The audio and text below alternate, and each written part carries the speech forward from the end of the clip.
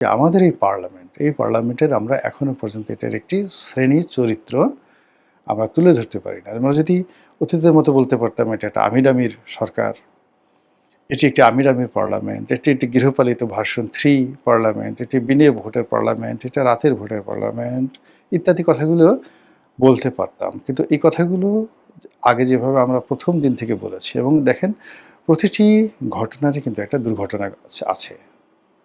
তো এখন যে এই যে আমরা একটা দুর্বোধ্য সংসদ পেয়েছি, যে সংসদের শ্রেণীছত্র মানে চরিত্র বোঝা যাচ্ছে না। আমরা বুঝতে পারছি না যে জামাত কি করে এতগুলো আসন পেল। আমরা বুঝতে পারছি না যে এনসিপি কি করে নির্বাচিত হলো। আমরা বুঝতে পারছি না তারেক রহমান হঠাৎ করে কিভাবে চলে এলেন। আমরা বুঝতে পারছি না এত দ্রুত কি করে সরকার গঠিত হলো, মন্ত্রিপরিষদ গঠিত হলো, ক্ষমতা হস্তান্তর হলো। আমরা বুঝতে পারছি না যে এই সংসদের পেছনে সেনাবাহিনীর কতটুকু হাত আছে, সেনাবাহিনীর কতটুকু এখানে সমর্থন আছে, আমেরিকার কতটুকু সমর্থন আছে, ভারতের সাথে সত্যিকার অর্থে সম্পর্ক কী, চীনের সাথে সম্পর্ক কী।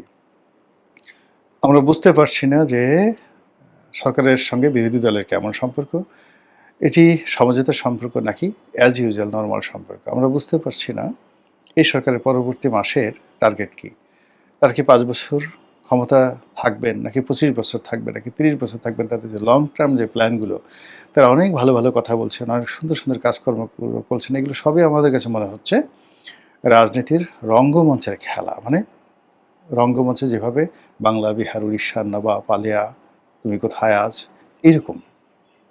কিন্তু সত্যিকার অর্থে যেটাকে ভাইব্রান্ট বলা হয়, এরকম ভাইব্রান্ট দৃশ্য না রচিত হয়ে চলচ্চিত্রের দৃশ্য, নাট্যমঞ্চের দৃশ্য, পুতুল খেলার দৃশ্য রচিত হচ্ছে রাজপথে এবং সংসদের ভিতরে।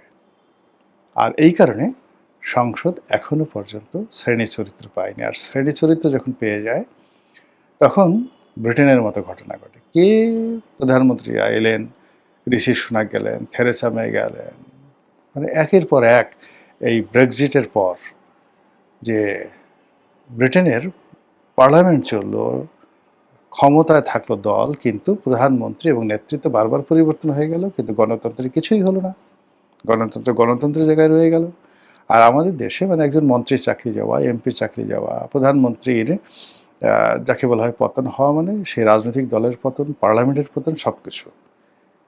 এতে করে কি হয়, ইনস্টিটিউশন দাঁড়ায় না।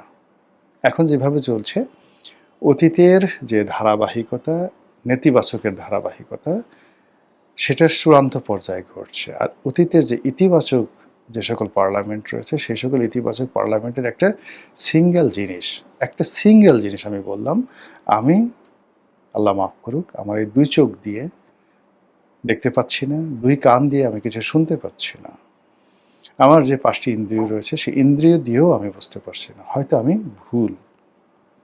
ভুল থাকি, তবুও দেশটা ভালো চলুক।